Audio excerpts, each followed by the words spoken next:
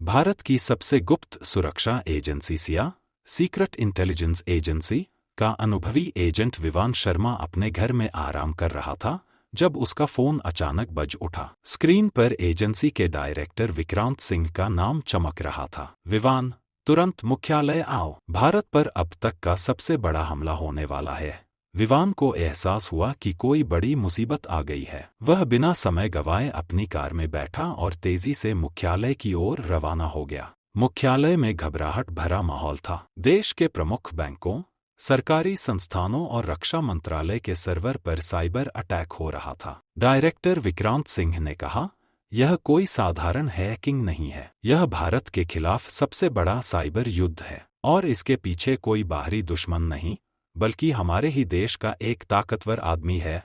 विवान ने फाइल देखी। विक्रम मल्होत्रा, भारत का सबसे बड़ा टेक बिजनेसमैन, लेकिन रिपोर्ट में एक और नाम था, रौनक मेहरा, ब्लैक फैंटम, भारत का सबसे बड़ा हैकर। हमें रौनक को पकड़ना होगा। विवान ने कहा, बहुत देर हो चुकी है। विक्रांत बोले, वह मारा जा चुका है।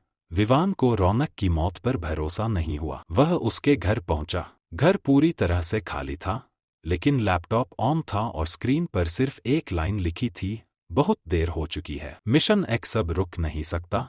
विवान को एहसास हुआ कि इस खेल में कोई बहुत बड़ा खिलाड़ी शामिल है। तभी खिड़की के बाहर से किसी की परछाई दिखी। विवान ने झटपट अपनी बंदूक निकाली और बाहर भागा, लेकिन वह आदमी अंधेरे में गायब हो चुका था। मुख्यालय लौटते ही विवान को एक और चौंकाने वाली खबर मिली। हमारे इंटरनल सिस्टम से जानकारी लीक हो रही है, एजेंसी के तकनीकी विशेषज्ञ ने कहा। कोई अंदर से दुश्मनों की मदद कर रहा है। विवान समझ गया कि एजेंसी में कोई गद्दार था। विवान ने तुरंत इंटरनल डेटा ट्रैक किया और पाया कि एक गुप्त फाइल बार बार एक्सेस की जा रही थी। उसने वह फाइल खोली और जो नाम उसने देखा, उससे उसके होश उड़ गए।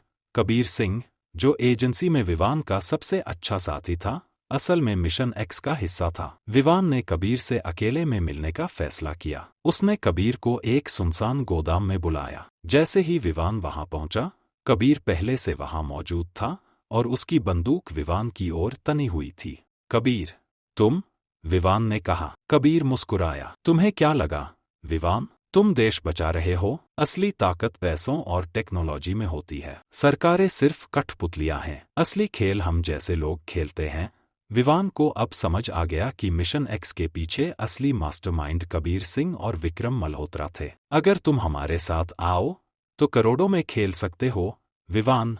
लेकिन विवान ने जवाब नहीं दिया। उसने बिजली की तेजी से कबीर की बंदूक छीन ली और उसे जमीन पर गिरा दिया। देश को धोखा देने वालों की जगह सिर्फ जेल में होती है। अब विवान को विक्रम मल्होत्रा को रोकना था। उसकी टीम ने विक्रम की लोकेशन ट्रेस की। विक्रम अपने प्राइवेट आइलैंड से ऑपरेशन चला रहा था। विवान और उसकी टीम हेलीकॉप्टर से आइलैंड पहुंची। जैसे ही वे वहां उतरे, गोलियों की बारिश शुरू हो गई। विवान ने कवर लेते हुए अपने साथी को इशारा किया, हमें किसी भी कीमत पर विक्रम तक पहुंचना होगा।